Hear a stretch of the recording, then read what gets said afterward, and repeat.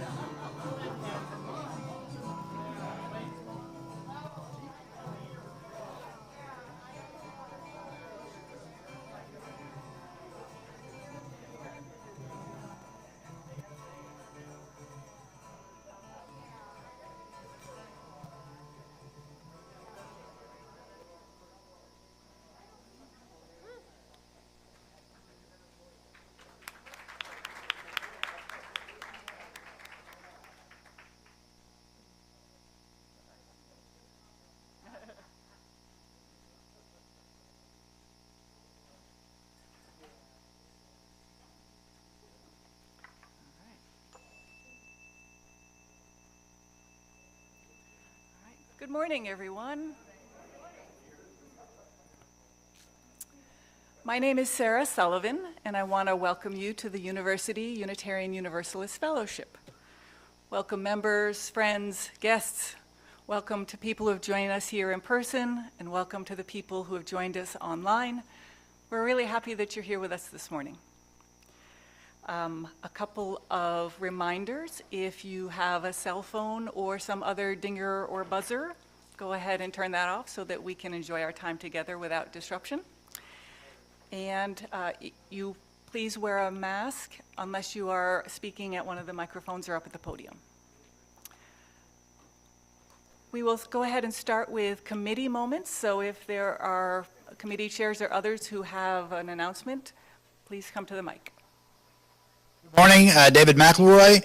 Tomorrow night at 6:30 here at the church is the men's support group. If you have not attended before, please see me and I'll tell you about it. It's a potluck. You can bring something for everybody or you can bring something just for yourself if you feel more inclined. But 6:30 here, and like I said, if you have any questions, see me after. Thank you. Good morning, Lorraine Williams for Pastoral Care. We are trying to get members who need rides to church and to church events in touch with people who would be willing to give members rides to church and church events. Both sides, if you could contact Pastoral Care at UUUF.org, we are going to try to get people together. We're not going to do the organizing, but we're going to try to put people together so that you can accommodate each other. So again, the email is pastoralcare@UUUF.org, and we will see what we can do. Thank you. Yes.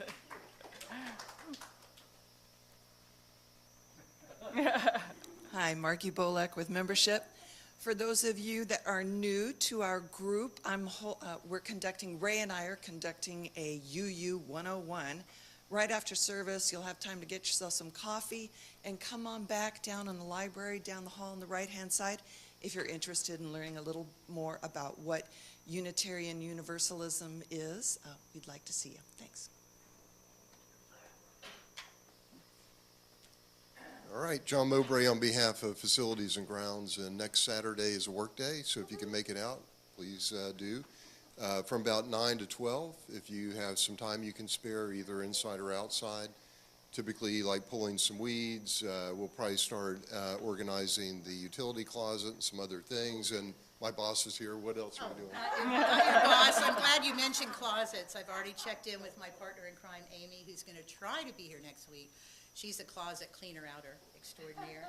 But that one, and this one, and that one too. So, you know, if you like organizing, it's a lot cooler inside than it is outside.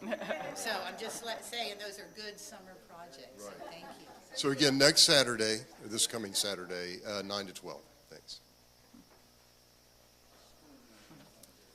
I thought Martha had bumped me. I'm here on behalf of Reverend Tracy, who asked me to make a couple announcements for her. Reverend Tracy is beginning an in-person Vespers on the first and third Wednesdays of the month, which starts this coming Wednesday. Doors will open at 6:45 for quiet centering before the service begins at 7. The service will include reflection and embodied spiritual practices, which means you're going to be given the option to do something. She'll try to have reflection part of the service on Zoom for those that have requested it, and that info will be or is in the notable news and on the calendar. However, the nature of the rest of the experience does not translate to Zoom. So if you have any questions, please contact Reverend Tracy. That's number. Is there a dress code? Dress. Yeah. Wear clothes. When you ask that question, Roy, I just want to make sure I stipulate. Yes, wear clothes. Thank you. No birthday suits. But you do, comfortable. Come with clothes. For those online, Roy asked if there was a dress code. Second from message is General Assembly is coming. It starts on the 22nd of the month. Due to the nature of the platform used for virtual participation, we cannot do it at Zoom parties.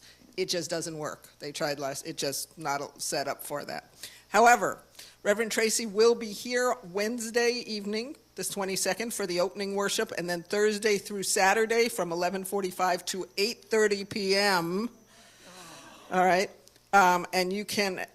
and Sunday you have a bonus worship after service with the GA closing worship that will be shown. All of it will be shown up here on the screen. She had a lesson from Patrick on how to make this work the other day. The schedule of events are in the notable news, and you can email her for with any questions. Feel free to bring lunch or snacks on Saturday. The first part of the day they'll be in the back building because Church of God is here. Martha, Chris, and I will be there, so you might catch us on camera. You never know. That's it. Good morning. Lori Shreel, Hospitality. I want to thank everybody who signed up already to help with the coffees. There are still some openings, and I've gone to a paper sheet. I'm still learning how to do this. But it's like I've still got an opening on the 26th of June. I have no one on the 17th, so if you would like to do that. And the other thing is, I could use a co-chair. So if somebody, with two of us, it makes it a pretty light job, but with one, it's just like I'm going to be gone for a few weeks, and it makes me a little nervous not to have a co-chair to help me. So if anyone would like to do that, approach me after service. The sign-up sheet will be over at the corner of the area. Thank you. Thank you, Lori. It's a really important job to keep our coffee and snacks on Sundays, and it's way more fun to work with somebody than just by yourself. Believe me, I'm always inviting people to the party. So the notable news this week had the notice about the program planning meeting, which will be the 30th. I believe that's a Thursday of June from 6:30 to no more than 8:30. It may only be an hour and a half, but I'd like to encourage everybody. It'll be on Zoom, because that's just easier right now and cheaper for everybody. So hopefully service leaders, other people that want to have some input in what type of programs we have and speakers, please come join, because we'd like to share more of the work. I'm happy to start sharing music with John and Aaron and Janet. That's so exciting. Isn't it great to have our band back? Yay! Thank you. And also, for those of you who may be interested in participating a little more, we're in need of a few extra service leaders so that you don't see the same faces every week. So Sarah is an excellent example of how to be a wonderful service leader. So just kind of see, it's, see, you too can do this. And it's a great way to give something back to the community and, stretch yourself a little bit with opening and closing words and stuff. So consider that too. Thank you.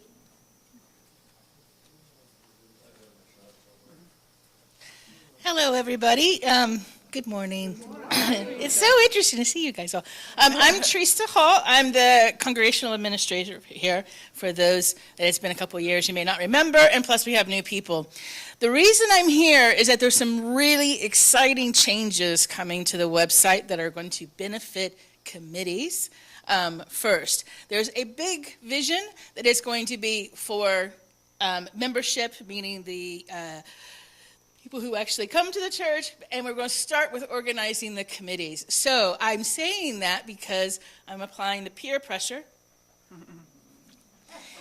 You will find a notice of a form, a quick, brief survey.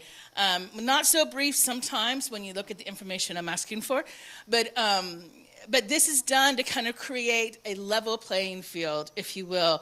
A lot of times we come in and we adopt the ways that other groups and committees have done, and it's even the same in my role. So I would really love if you could please, all committees and groups, fill out this survey, and that way we have sort of a baseline of where everything's at. What I'm looking to do is to create a committee dashboard on the website where you'll be able to announce things for notable news, request purchases, upload your meeting minutes. What are those? But as always, I am around if you have any questions. Please expect this to be a little bit of a growing time. You know, we closed for a couple of years and technology moved ahead even though maybe we did not. So, and when I say we, it's universal we. I'm not saying the church, we did anything. So we're catching up to make this an even better experience because coming up this year, what is this going to be? I don't know what. The 30th anniversary of the church is coming up. So if I could ask for the grace that 2022 is going to be our building year for the anniversary. Thank you so much.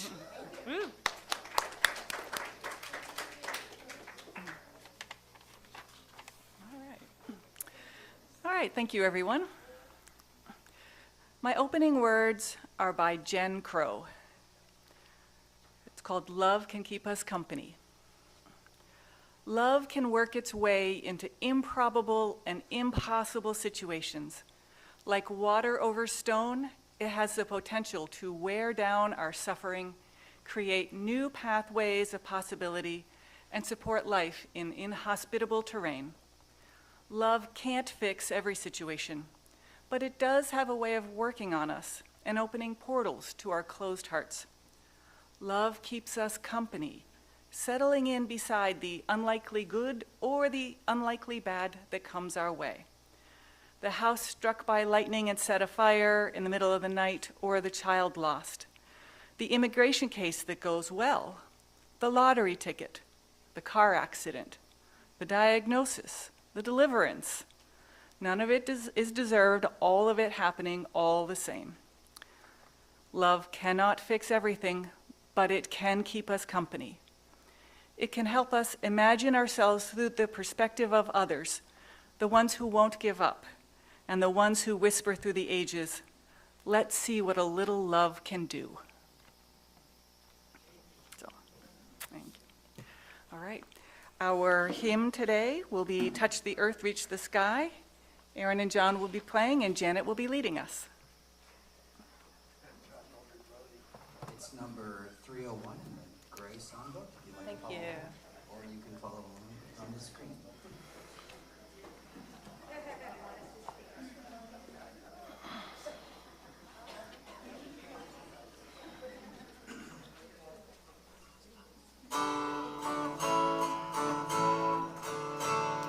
Touch the earth, reach the sky, rock on shores where spirits fly, over the ocean, over the land, a faithful quest to understand.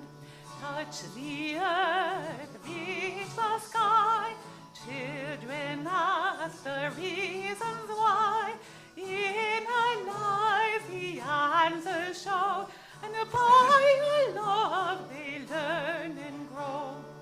Touch the earth, reach the sky, all are born and all shall die.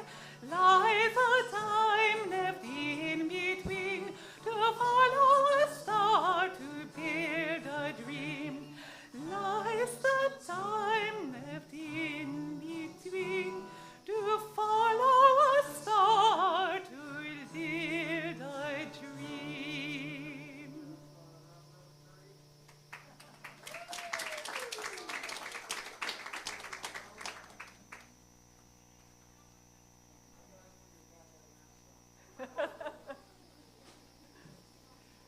All right. Our chalice lighter today is Chase. He uses the pronouns he and him and is 12 years old. And the joy that Chase has to share with us all today is that he has just had a birthday and turned 12.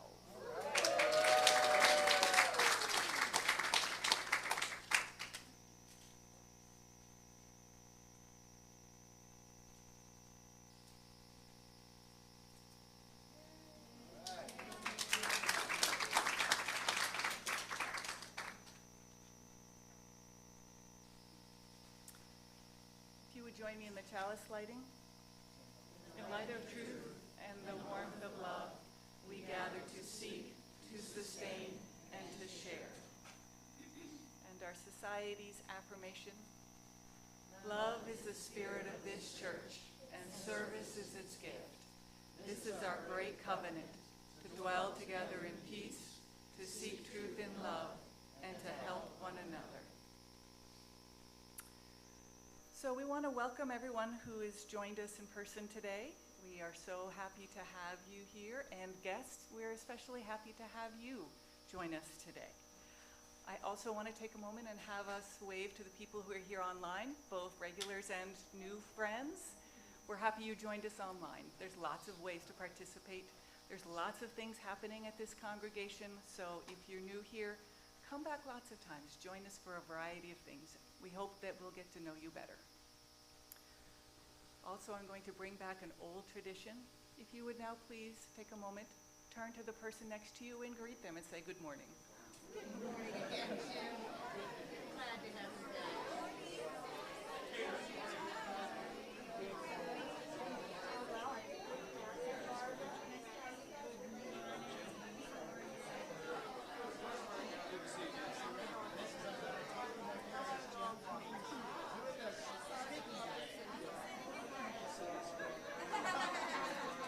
All right, thank you.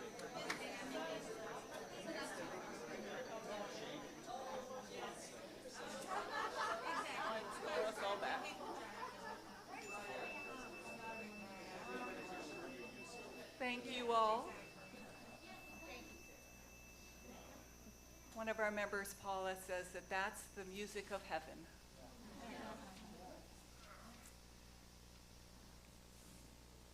So we now move to our time for joys and concerns. Sharing the important events in our lives is what brings us closer as a community. If you would like to share either a joy or concern, please go ahead and come up to the microphone. Do remember that this is being broadcast, so you will be sharing with more than just in those rooms. And those of you online, if you want to go ahead and share, and then Martha will let us know what you've had to say. So go ahead. Thank you, Paul. I'm Paula. I'm here. I'm actually speaking not on my own behalf, but on behalf of Kathy McCambridge. We don't see her very often. She's a member. She doesn't get here very often, and I'm going to tell you why. So, of late, she's always had, as long as I've known her, she's had some healthcare challenges. She's got several just things that go on. She's awfully young to have this much things going wrong, but that's just the way it is for her. And in addition to something that's wrong with her neck because a box fell off of a shelf and hit her in the head, this was years ago, and the things that this joint problems in her shoulder and in her elbows and in her hands and in her feet. In addition to and on top of all that, she has diabetes that's some days managed and some days not, and stage 2 kidney disease. And on all this, the managing of all this keeps her busy.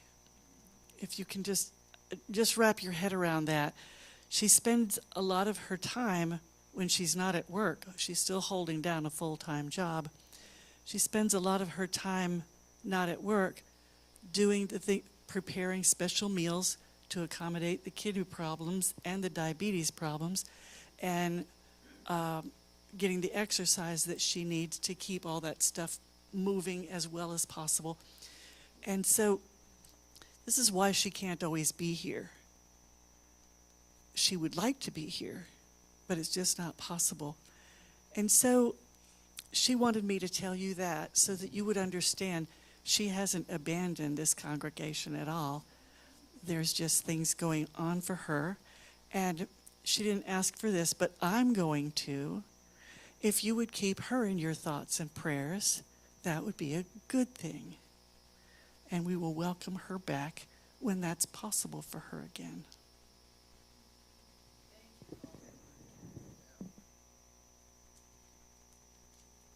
Hi, David McElroy. I have some joys.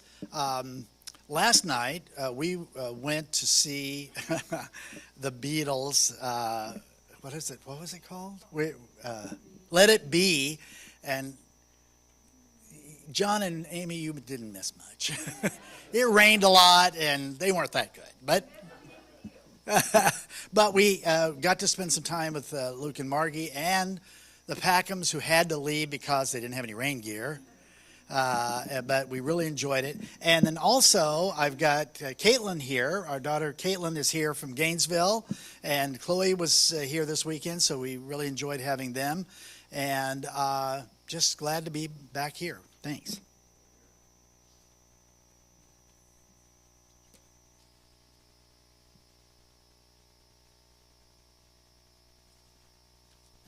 Hi, Martha Kirby. Just wanted to send best wishes to David and Julie Simons, who are getting over COVID. I wasn't aware that came in on Patrick's media, so I'm really sorry about that. Nothing else online yet. But I had just written just a little something. I won't take long because I see other people coming up. But for those of you, probably we all remember, on Sunday, June 12th, 2016, we were in this very spot 6 years ago, just finding out the full extent of the tragedy that had taken place that morning at Polt's nightclub, when 49 lives were taken and many others injured, and the ramifications are still ongoing. But there's an event this afternoon at 1, For Us, By Us, a tribute to those surviving and fighting for change at Lake Eola. And that awful event is still the deadliest act of violence against our LGBTQ friends and neighbors in the U.S. So let's just pause for a minute and reaffirm our commitment to our principles and values, and keep working to build understanding and lessen hate and spread love, as you so beautifully said this morning. And let's add the same thoughts for sensible and real gun regulation and reform, and honor those lives recently taken in Buffalo, Uvalde, Tulsa, Orange County, so many other hometowns. And that's just this year. It's wearing down on my heart, and so with Pulse particularly. And thank you all for marching, writing letters, knocking on doors, running 5Ks, calling your legislators, supporting advocacy groups. Please don't stop. And I know we normally don't ask to be political up here. I don't feel like this is political. I think this is our values in action. Remembering Pulse, standing up for LGBTQ friends, and gun reform. Something has to happen. So thank you.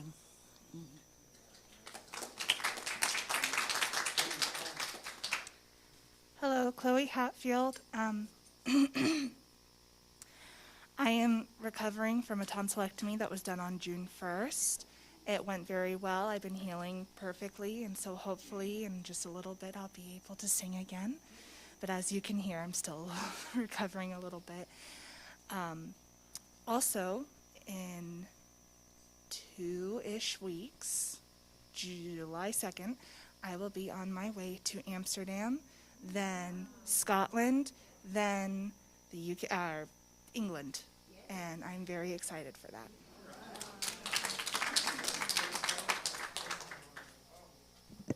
Joey Cole. I have two joys to share. One is that on Thursday, the day after his birthday, I took Remus out to dinner and embarrassed him to death, and had everybody sing happy birthday to him. It was great. And on this coming Tuesday, Joe and I will celebrate our 15th wedding anniversary. Now, I know that's not as long as some of you. I know you've gone years, but you aren't married to my husband. This is like, it's been 50 years, easily.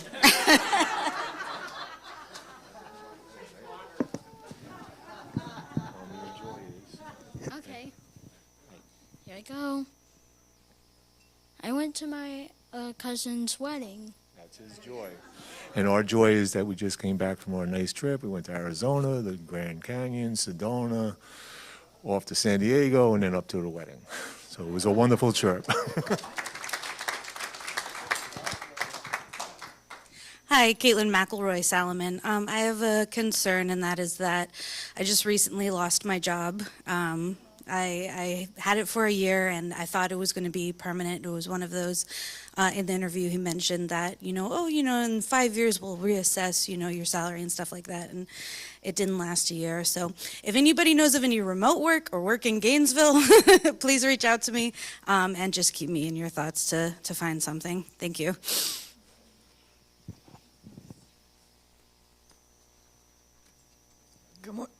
Excuse me. Good morning. Lorraine Williams again on behalf of Beth Kiefer, and I have Beth's permission and request to speak for her this morning. She is in need of carpentry repair work on the ramp that goes over her threshold into her outside utility room. She had the work done a while back, but apparently there was a leak and some of the wood rotted and blah, blah, blah, blah, blah, blah. So if somebody would be willing to help with that project, I have no idea what it entails. I don't think it's big, but if you can help, contact me, or if you know how to get a hold of Beth, contact Beth directly and tell her that, when you could help her out and what you can do. Thank you.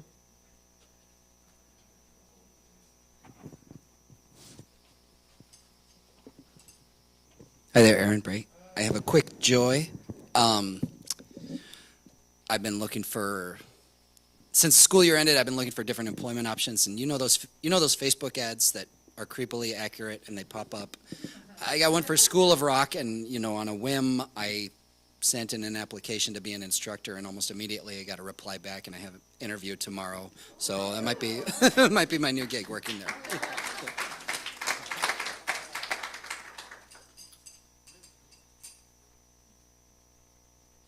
Awesome. Good luck. So I have a challenge. I have to get to Gainesville for a medical consultation, and I need cataract surgery on this eye, and I'm not willing to endanger anybody on the highway by driving with one blind eye. So I'd like to put it out there that I'm looking to hire someone. Yes, I will pay to make that trip with me, my vehicle, my wear and tear, my gas, and my money. So if anybody's interested in that, especially maybe the out of work guy, I don't know, please see me. Hi, my name's Chloe McElroy, and the cast member that I'm doing a show called The B is for Bitch right now. I haven't started it yet. It starts at the end of the month.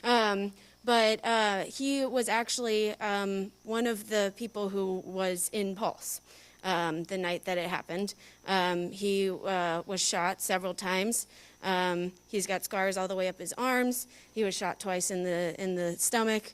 He pretended to be dead, and one of his friends actually passed away at the nightclub, and he's not doing very good. He's just not doing good. I can't imagine what it was like. And I just want to send him a lot of good energy, because he's being bombarded right now by news stations and everybody reaching out to him. And as much as he appreciates it, he also doesn't like being treated like a celebrity, because he doesn't think that this is something you should be famous for. And his father's not doing well in Puerto Rico right now either, and he has a very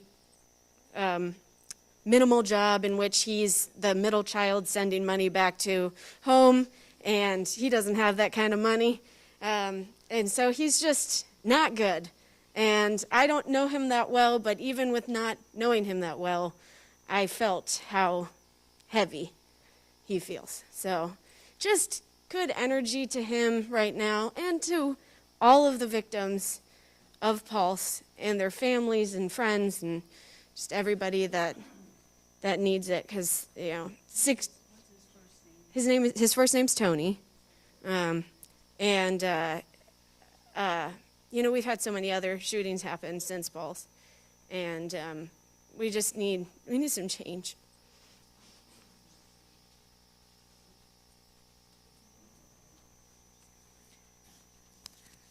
In case Kathy McCambridge is listening online this morning, the online group is sending Kathy many good wishes. She is within our heart, as many of those who are not present in person are.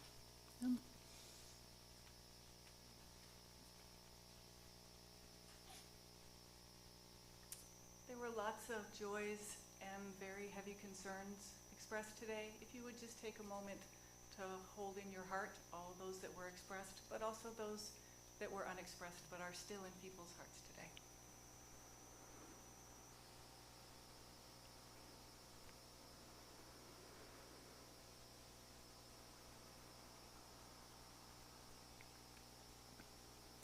Thank you. We want to welcome Judith Stein-Farrell for Time for All Ages today. Do you need a hand with anything, Judith? You know, I'm not that smart to have asked in advance. No, I'm good. But I was smart enough to ask Beth to help me create this project this morning. The subject matter at hand is just kind of a lesson in what reproductive health justice is all about. There's more to it than the one subject matter, but it's all effective. So basically, Beth has created a stairwell for us, and we're going to put the words down, some of the words that apply to what reproductive health justice is all about. Not all of them, but these are some of the steps of what it is. First of all, can I get a definition? Does anyone know what this is?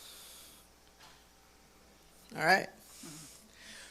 All people having the social, political, and economic power and resources to make healthy decisions about their gender, bodies, sexuality, and families for themselves and their communities. So.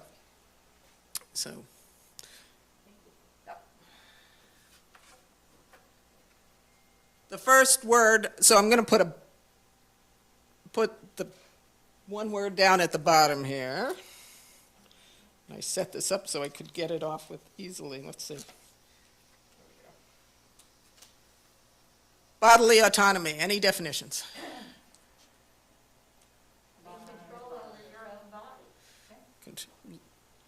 Lindsay. Yeah, so Joey said control over your own body. Lindsay?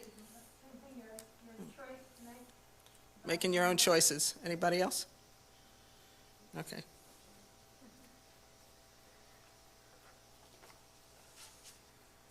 I have a definition that says the right for a person to govern what happens to their body without external influence or coercion. Right. Thank you. I set them up, but apparently not fast enough.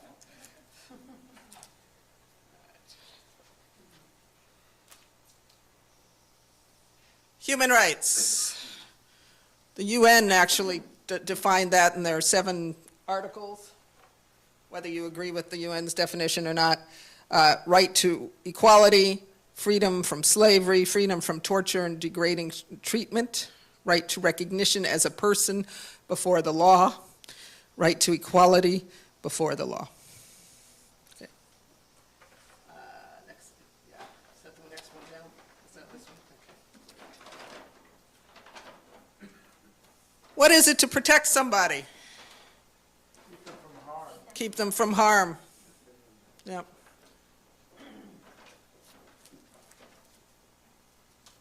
What is it to support somebody? Love and take care of them. I heard respect their own choice. Give them what they need. Support's kind of a big, before I take that one. It's a big umbrella term. I got a Merriam-Webster, keep safe from harm or injury, which was, yeah.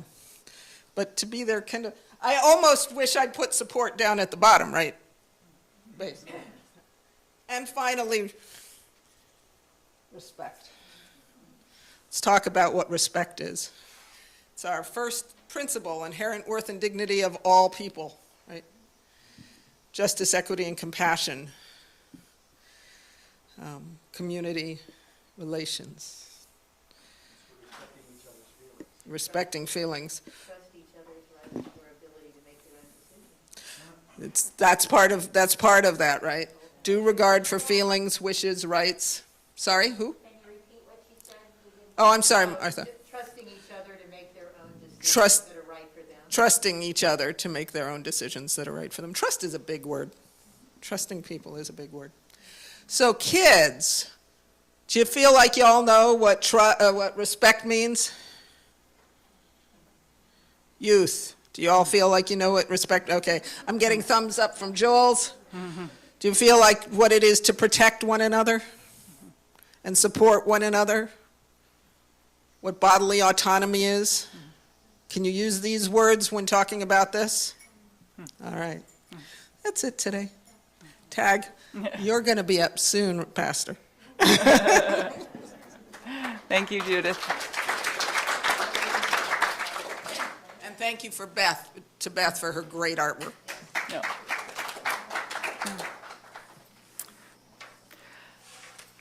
Our interlude and offering is an opportunity for you to support both our congregation and the work of organizations in our community that lift people up. Today's offering will go to Harbor House of Central Florida, and they work to reduce domestic violence and provide support and shelter for those who experience it. Our music today, hymn 1012.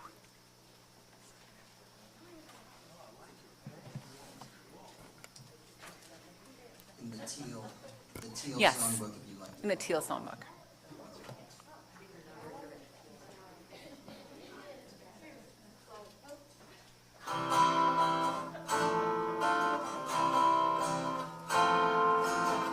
When I am frightened, will you reassure me? When I'm uncertain, will you hold my hand? Will you be strong for me? Sing to me quietly. Will you share some of your stories with me? If you will show me compassion, then I may learn to care. If you talk, then I may learn to care. When I am angry, will you still embrace me? When I am thoughtless, will you understand? Will you believe in me? Stand by me willingly. Will you share some of your questions with me? If you will show me acceptance, then I may learn to give. If you talk, then I may learn to give. When I am troubled, will you listen to me? When I am lonely, will you be my friend? Will you be there for me? Comfort me tenderly. Will you share some of your feelings with me? If you will show me commitment, then I may learn to love. If you talk, then I may learn to love.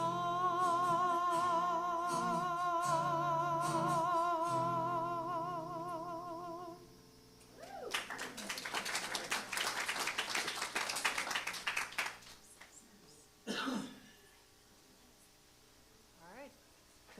Now the children's recessional.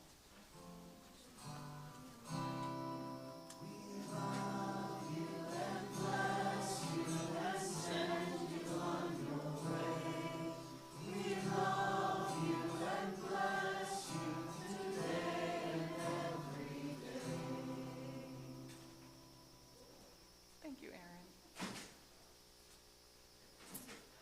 Our speaker today is Pastor Jim Coffin. Jim is the Executive Director of the Interfaith Council of Central Florida. He's been a speaker here many times and is a friend and ally to many of us. We're really pleased to welcome him back. Jim, thank you.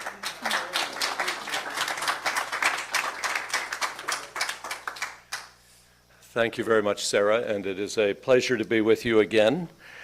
I'm going to make a confession. I'm going to be a little more scripted today than I usually am, because I don't want to say more than I want to say or less than I want to say. And so I thought it would be worthwhile to write it out. And we are having a considerable amount of debate right now on the topic of female bodily autonomy and abortion because of the leaked suggestion of what the Supreme Court might be doing. Not that there wasn't conversation before that, but this has ratcheted it up a bit. And because of the fact that it is conservative Christians who have been the movers and shakers in trying to move the Supreme Court, first of all, to get conservative judges on the court, justices on the court, but also to then make sure that abortion becomes outlawed. I thought it would be good to kind of talk from a Christian perspective, but from a different Christian perspective. And there's two things I want to kind of achieve with this. When you hear what I have to say, it's kind of Christians talking to Christians, okay? But I think it might warm your heart, you know, to know that at least there are some Christians who take a different perspective on these things. And as you hear what I have to say, I will make assumptions that are not your assumptions, or that are not all of your assumptions. And that's in part because I'm arguing with Christians, although it's not argumentative. I'm arguing with Christians, and I'm trying to speak the language that they understand. And when it comes to the language of communication about philosophical things or religious things, I like to think of it as a skyscraper, and there are a lot of different floors, and they speak a different language on each floor. And you know, so when you get off the elevator on that floor, the more you can engage the conversation with the language that's used on that floor, the greater the chance that there's going to be some communication to take place. Well, I'm not trying to get off on the Unitarian floor today. I'm trying to get off on the conservative Christian floor. But I'm inviting Unitarian Universalists to be the audience who are involved in this conversation. So that's the background. And what's going to happen is I'm going to talk more about the religious and philosophical parts first, then get into the practical. And I'll actually take some of that out of my speech because we're running out of time. And it's the kind of thing that you have already talked about. You know, I would be reminding you of these very practical things that you've talked about already. So anyway, here we go. And excuse me that I'm going to read dramatically more than I've ever done before, you know. But I do plan to use this elsewhere in other ways, and that's why I've prepared it as I have. So thank you for being understanding. As it works these days, unfortunately, you tell me whether you're pro-choice or pro-life, and I'll immediately know whether to treat you as a friend or foe, a saint or a sinner. Of course, by leaping to such conclusions on the basis of a mere label, I'll be ignoring the deeper, more nuanced meanings of both pro-life and pro-choice. And those deeper meanings are crucial if we're to address these complex issues of female bodily autonomy and abortion at levels that rise above mere jingoism. So where might be a good place to start this discussion? Maybe a good place would be right back at the creation story. And maybe it would be helpful to recognize right from the outset that the terms pro-life and pro-choice are not mutually exclusive. One term doesn't negate the other. Moreover, one term isn't owned exclusively by the righteous and the other by the unrighteous. According to Genesis 2, Eve hadn't even been created when God told Adam not to eat the fruit from a specific tree in the garden. This first recorded divine prohibition tells us something that I believe is crucial about both God and humanity. When creating the human species, God could have made us living, breathing, walking, talking, self-replicating, flesh and blood robots. We could have been pre-programmed to obey, incapable of doing wrong, with no need to ever make a moral decision. But since God was starting from scratch, to create a new line of creatures in a new environment, the options were limitless. But God chose to create humans with the power of choice. And as I said, I'm speaking a very literalistic language here, talking to a very literalistic people, not you. Okay. God chose to create humans with the power of choice. We have the freedom to equally say, I love you, God, or I hate you, God. I will obey your prescriptions and proscriptions, or I'll do my own thing. Thank you very much. With all due respect to robots, it wouldn't warm a human heart very much to have a machine sidle up to you and go through a pre-programmed routine of saying, I love you. And I don't think it would warm God's heart very much either. But the impact is altogether different when a being with the power of thought and choice makes such a declaration.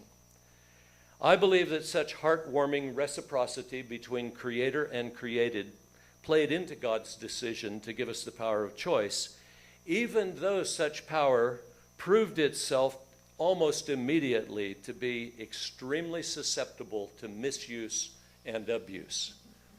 I would argue that from the very beginning, God has been pro-choice in the fullest and most dangerous sense of the term. From the very beginning, God has honored humanity's capacity to choose, even when our choices might take us in the wrong direction. It's a risk that God seems willing to run because the benefits so outweigh the downsides, bad though the downsides might be. Now think about this. Every divine command, every divine regulation, every divine warning, every divine invitation is a tacit reminder that we have the power of choice, that we aren't robots. And we don't have to do what God asks or says. We can choose. And for many activities of life, God has said little or nothing about what we should do.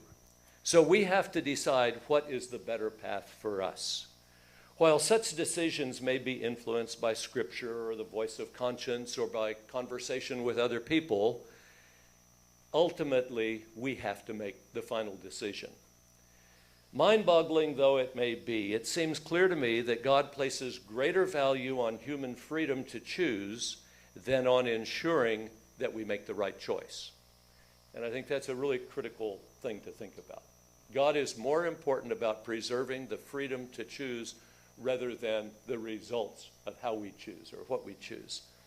Otherwise, as already stated, we would have been created as robots. So a biblical example I find interesting is that Joshua, successor to Moses, stood up before the people and he said, and I quote, "Now fear the Lord and serve him with all faithfulness."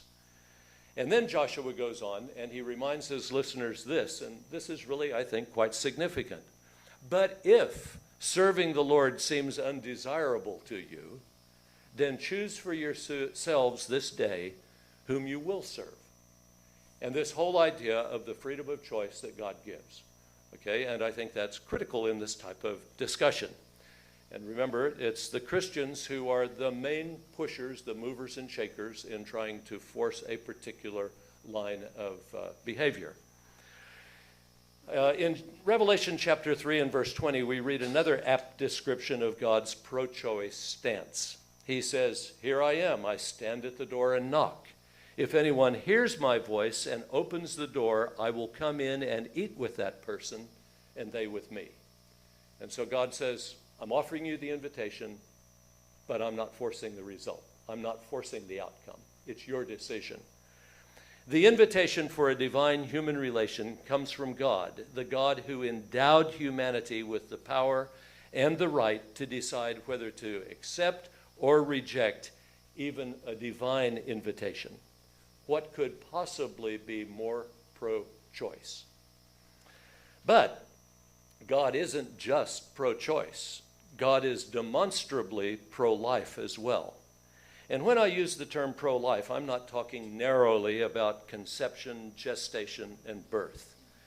I'm talking about God being pro-life in the highest, deepest, broadest, most far-reaching ways possible. God is pro-life in an all-inclusive manner. Moreover, both God's pro-life stance and God's pro-choice stance have existed together from the beginning. They've always been there. This is no new concept at all. And God's commitment to pro-choice is, in fact, a natural response to being totally pro-life. Okay, because the unchosen life, the life that we didn't choose, it's really the life of the slave, is not a very satisfying life. And so if you're pro-life, you have to be pro-choice, because that comes with the package of being pro-life, in the truest sense of being pro-life. Now, let's go back once again to the creation story, looking down at the one and only human being in existence at that time, and that was Adam, because Eve hadn't been made yet, according to the Genesis story. And I'm treating this as literal, because that's part of the argument in dealing with literalists. And so God said, "It is not good that man should be alone." So he looks at it, not good that man should be alone. That is an exceedingly pro-life statement. I want human life to be the very best of everything that it can be, and loneliness shouldn't be part of that picture. And so that's a recognition of the compelling need for quality of life, a life of fulfillment and joy and sharing. And living in perpetual loneliness wouldn't achieve God's vision for the ideal human experience. God's concern about Adam's loneliness demonstrated that God is concerned about human life and the quality of that life in all its aspects. And that's why Jesus said, and I quote from John 10:10, that he has come that humans might have life and have it more abundantly. Again, pro-life. He wants the very best for us. And we live in a complicated world, so finding the very best is not always the easiest thing to do. Now, here's the dilemma. God's deeply pro-choice stance and God's deeply pro-life stance, when viewed narrowly, can appear to be in conflict, though they really aren't. In the Genesis 2 description, we read how Eve was formed from one of Adam's ribs. And thus Adam declared that he and Eve were the same flesh. They shared the same flesh. And through sexual intimacy, they symbolically became one flesh once again. And when the genetic material from one partner united and with the genetic material from another partner, then a new creature was born. A new creature was conceived. And so it's in this context that the creation story provides the backdrop to explain why lovers unite their lives, become one flesh, and live happily ever after. At least that's the ideal. That's the plan. But the grim reality is that not all couples, ancient or modern, experience marital bliss. And back in the time of Moses, some of the men were so hard-hearted that they would simply kick their wives out of their home. But wives had no legal provisions at all. They had no legal standing. And so this was definitely a misuse of male freedom of choice. And yet that's how life existed back then. So the pro-choice God didn't have Moses tell the men, or didn't have Moses try to force the men to live up to their marital obligations, and in many cases that would have proved catastrophic had he done so. Instead, God told Moses to take steps to minimize the terrible destructiveness of what was happening by requiring that the wife be given a bill of divorcement, a document that said to her ex and to the entire community that she was definitely divorced and thus was entitled to certain legal rights and social provisions. And in short, the pro-choice, pro-life, divorce-hating God, because in the book of Malachi it says God hates divorce, working through Moses called for a plan B. This wasn't part of the ideal. This, he said, but we'll make the best of the bad situation in which we find ourselves. And we will protect women as much as we possibly can, in a situation where women are downtrodden. God tried to at least minimize the pain and devastation and ongoing disruption women and their children were facing because of the prevailing hard-heartedness of men. Now, why did God allow divorce? I would say it's because God recognized that in certain personal areas, you simply can't force compliance. You can't make people do a particular thing. I memorized a poem the other day, and it said, I can't make the world be peaceful. This is something that there's the power of choice. People have to make their own decisions. But what God could do was to minimize this pain and devastation that women and their children would otherwise face. And Jesus later commented on that, and he said that this was definitely not part of God's original plan, that there be easy divorce like that, but that God allowed it because of the hardness of their hearts. Now, why I think this is so significant, why I dwell on it a bit, is that it seems that there was a divine recognition that sometimes you are in situations where you need to change the rules to meet the new circumstances and to meet the new needs that exist. And so there's this flexibility that takes place where in the ideal we wouldn't choose that, but granted that we don't have the ideal, this may be the second best choice. And so in a world that's far from perfect, we may at times have to settle for the best available option, even though it may not be the ideal option. And the ideal option may no longer exist. And in such cases, our choice will be between the lesser of the evils that are available to us. But there's nothing that we would say is, well, this is really great, this is really good. But what is doing the least harm, granted the options we have before us? Now, I would mention that an example of this is war. And it's clear that in God's original plan for humanity, taking the Bible at its literal face, what it says, God's dream for humanity does not include war. And in fact, when he talks about paradise or a new earth or whatever it is, it's always war-free. There's peace that prevails. But in the meantime, until that happens, war is likely to continue, meaning that innocent people will continue to be killed, maimed, and bereft. And they will continue to be victims of post-traumatic stress disorder. Nevertheless, bad though war is, King Solomon declared that there's a time to kill and a time to heal. There's a time for war and there's a time for peace. And so sometimes war may be the best option in a terrible field of options. And the Catholic Church, with its strong pro-life commitment, recognizes that in certain truly diabolical situations, war may be the least evil choice in a field of horrific options. And they call this theory the just war theory. And this is a position that is held not despite being pro-life, but because of being so totally pro-life, which seems a contradiction in one sense, but in another sense it makes total sense. That you can't allow people just to be indiscriminately killed or indiscriminately, mistreated or whatever. Well, abortion is not a direct analogy to war. But I do believe that there are things that we can, kind of extrapolate from how we look at war. And so now I'm going to just kind of cover a couple of things that, that you have already covered, I'm sure. This is all mainly theological. This is all sort of Christian dogma. This is teachings, and this is saying, hey, let's look at this in a different way.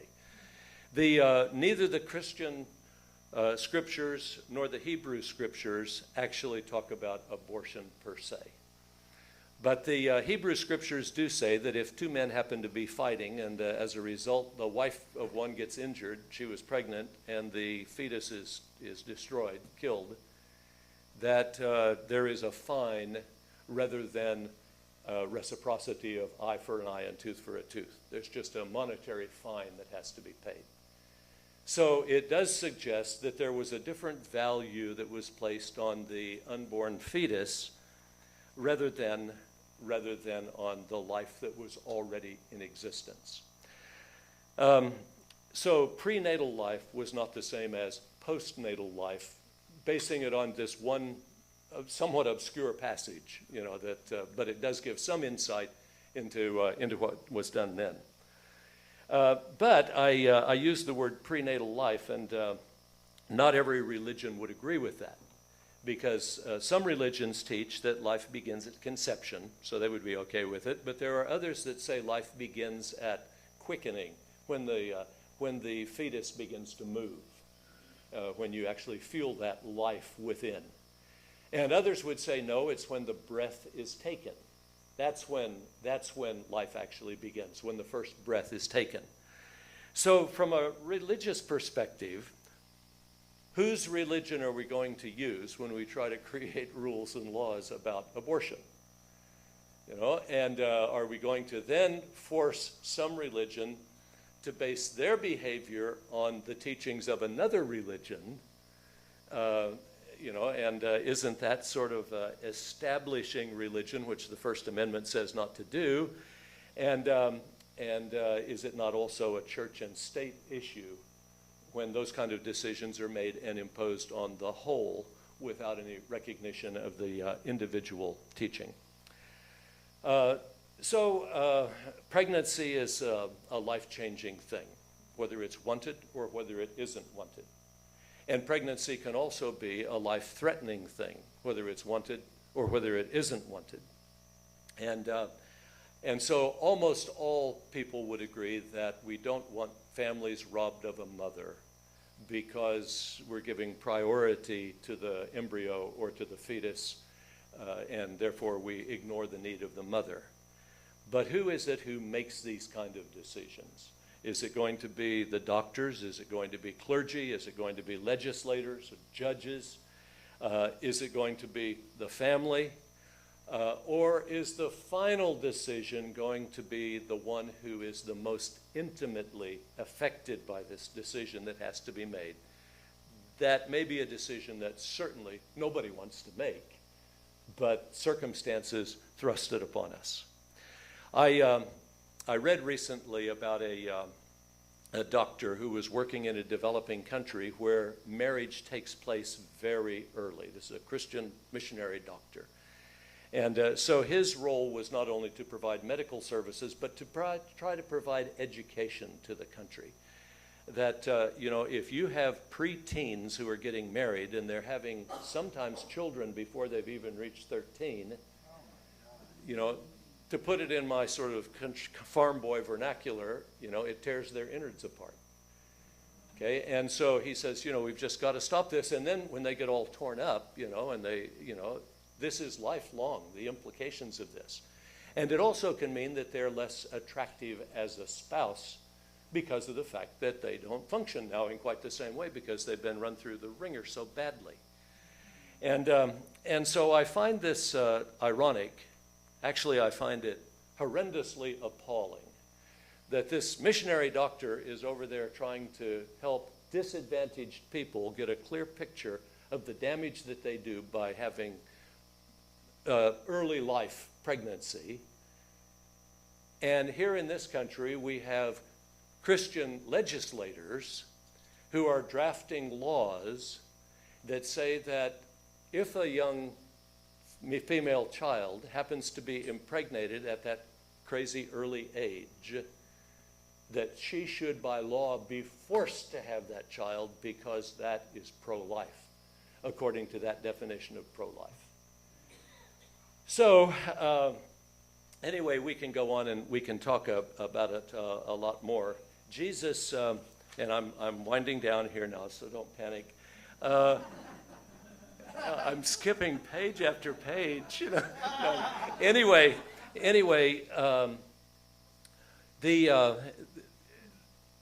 the question is, how consistently are rules going to be applied?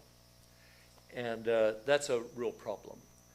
And there are numerous high government officials who have been in the news over the years who are serial adulterers, who have mistresses. And when the mistress gets pregnant, or has the fear of pregnancy, has a false alarm that really scares her, they have advocated that she get an abortion. Now, they're out here saying that abortion is terrible and it should be completely outlawed. But when push comes to shove for them, they advocate that, go ahead and get the abortion and get this out of the way. And Jesus, in his scathing rebuke of the spiritual leaders of his day, said that the real problem was that they were absolute hypocrites and that they created burdens to put on other people that they weren't willing to carry themselves. And so this concerns me quite substantially. Well, I'm going to just conclude. I titled my sermon today, "Did Bill Clinton Get It Right?" And Bill Clinton had said that abortion should be legal, safe, and rare. Typically, Bill Clinton is not my go-to guy for moral and ethical inquiry, okay? But I think he's spot on. I think he's spot on. I'm anti-abortion. I wish there were never any abortions had to be had. I wish every conception was always one of great delight and joy. Okay, but I recognize we live in a world that is far from ideal. And in a world that's far from ideal, we have to choose the best of the bad options that we may have available to us. And so I'm anti-abortion, I'm pro-life. I want every life to be as fulfilling and rewarding as possible, and I don't want 10-year-old girls, having to go through life, been forced to deliver a baby at that age, and have to live with the problems that are inherent in that for the rest of their lives. I recognize that we go through mental stresses and strains, and not every woman who is married, maybe even happily married, is in a situation where she thinks it would be fair to that child, and where out of love she says, I think we would be better to not subject a child to what I think the child will experience if it comes into this world. And so, as I said, I hope that there would never be that kind of thing, but there will be that kind of thing. And so I think that Bill Clinton really summed it up quite well. I think that it was really the moral, ethical approach to take, that abortion should be legal, safe, and rare. And our responsibility is to teach. Our responsibility is to provide services and support systems. Our responsibility is to make sure that we can guarantee that abortion is as rare as possible, as opposed to trying to legislate it and force it down people's throats. And I say that as somebody who's pro-life and anti-abortion, but very strongly pro-choice. Thank you very much. It's been a pleasure to be with you.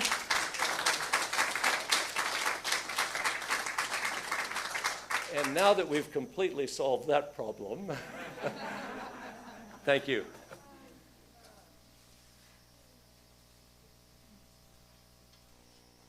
Thank you, Jim. That was a good perspective for us to have, and one that I think has a lot of nuance to it.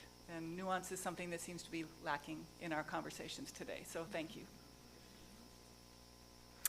Please join me as we extinguish the chalice. We extinguish this flame, but not the light of truth, the warmth of community, or the fire of commitment. These we carry in our hearts until we are together again. Our closing music today will be hymn number 1057, which is in the gray hymnal, Go Lift It Up. Actually in the teal hymnal. Yep.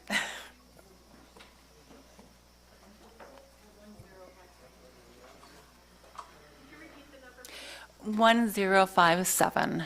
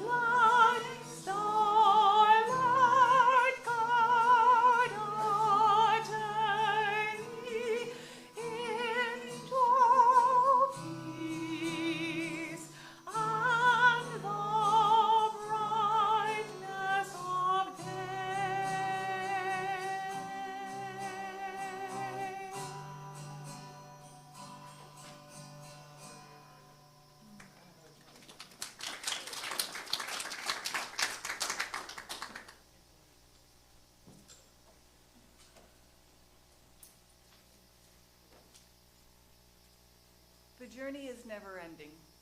There's always going to be growth, improvement, adversity. You just have to take it all in and do what's right. Continue to grow and continue to live in the moment. I hope you all have a wonderful week. Thank you for joining us today.